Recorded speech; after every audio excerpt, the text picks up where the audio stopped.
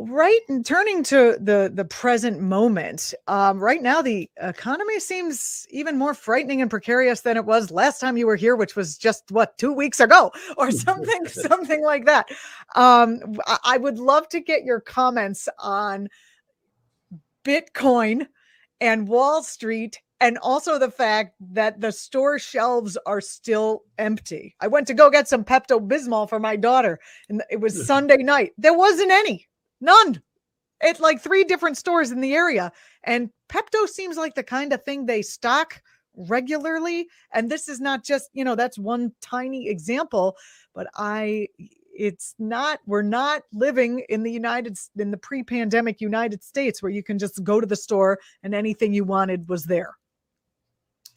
Well, again, to be honest, and you wouldn't have me on this program if I weren't going to be truthful. Please lie. Make us feel better. No. I wish I could. If I thought I could, I would, but I can't.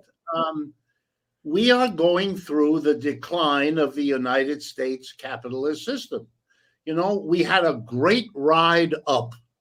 It went from around 1820 to 1970, 150 years of not everybody, African Americans were left behind. And, we all know what country we live in. But for most Americans, and certainly for most white Americans, we had an incredible run as a country. 150 years of rising income for average people.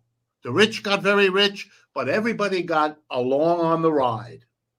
That ride stopped in the 1970s, and it never resumed. We didn't feel it then, but our wages stopped going up. And the only way our consumption kept going up is that we borrowed more money than any working class in the history of the world has ever borrowed before.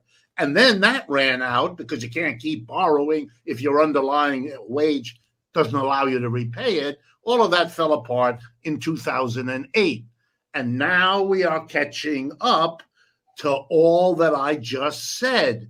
Our economy can't expand anymore. It is in trouble. It can't function the way it used to. That's why the things we used to think only happen over there, they don't have food on the shelf. They don't have trouble they have trouble in the streets. We don't. Well, the chickens are coming home. We are having all those problems. And of course, the people who don't want to see the big picture will tell you it's COVID. Truck drivers aren't feeling so well, or it's supply chain disruptions, whatever the world that exactly means. They'll come up with this or that detail because they don't want to dare go through the hot stove of thinking that the economic system that we have been praising as a nation for most of the last 150 years is now in decline. That's why it's so painful to have to face that the growing economy in the world is in a place called China, which is growing much faster than we are. We tried to slap them down under Trump, accomplished absolutely zilch. Last year was one of their best years. It wasn't one of ours. We were barely recovering from the year before. We condemned them for locking everybody down. Guess what? They don't have supply chain problems because they locked down, isolated the COVID, and went to work. They have 4 times the number of people that we do. And they have between 6,000 and 7,000 dead people. We have 700,000+ dead people. There is no contest. We're not looking to see which society managed COVID better. The whole world is watching and knows only in the United States is there some ambiguity about all of this.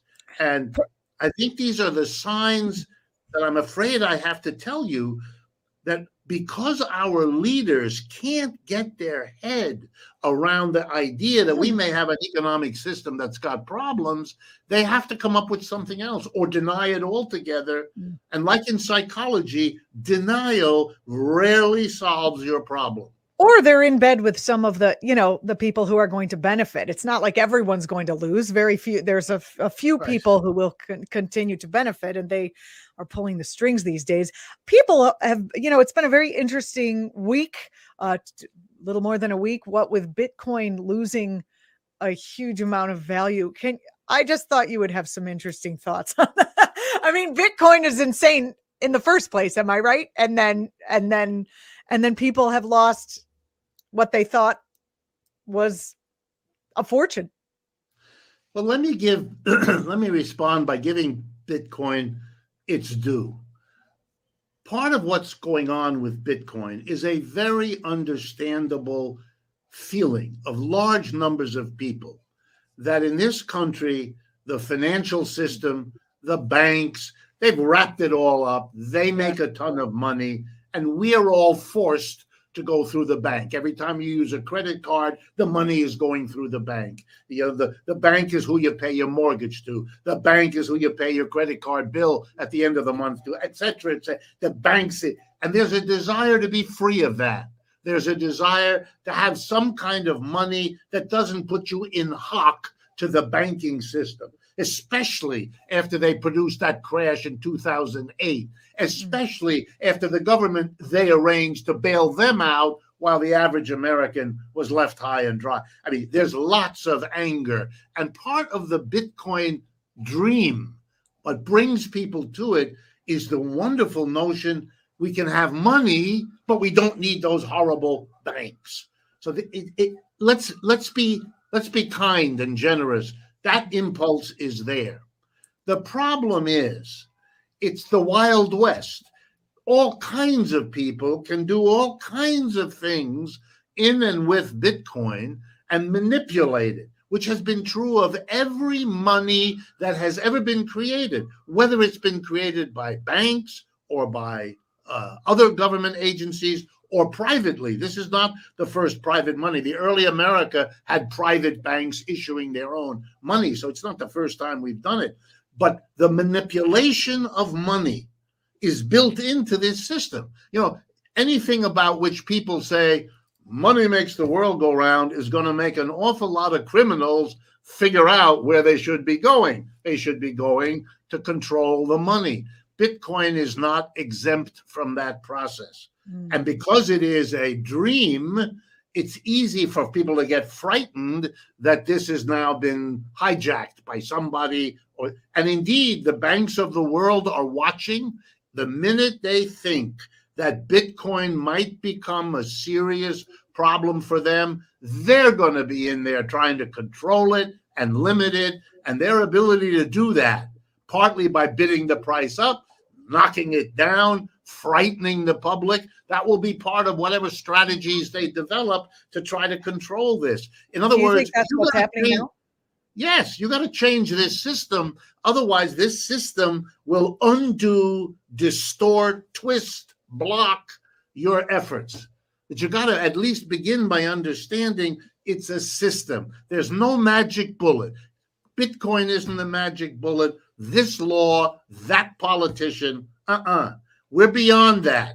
Our system is in the problem, and I know that's very hard for people to deal with, but if you don't deal with it, these problems are continuing to get worse and worse. Professor Richard Wolff, what is coming up on your show Economic Update this week? Well, this coming week, we're going to have John Nichols, who writes The Nation. Yeah. And he's going to be talking about his latest book, which has to do with his view of how and why the United States ended up having coped with the COVID crisis less well than almost every other country in the world. Yes, he has a new book. It's called, what is it? Bandits, Profiteers, Pandemic Profiteers and Coronavirus Criminals. Yes, excellent. Yeah, I look forward to hearing that. But it's close to that. Yeah, wonderful. Well, we look forward to seeing that on YouTube and on radio stations across the country. Thank you so much for being here with us. As usual, I hope your Bitcoin still retains some value. Yes. We got a nice blessing to give to someone. May your Bitcoin retain cross your fingers, because Given all the players, the manipulating in there, who knows? Who knows? Who knows? Who knows? But it's an interesting ride. Thank you so much, Professor Wolff. I appreciate you being here.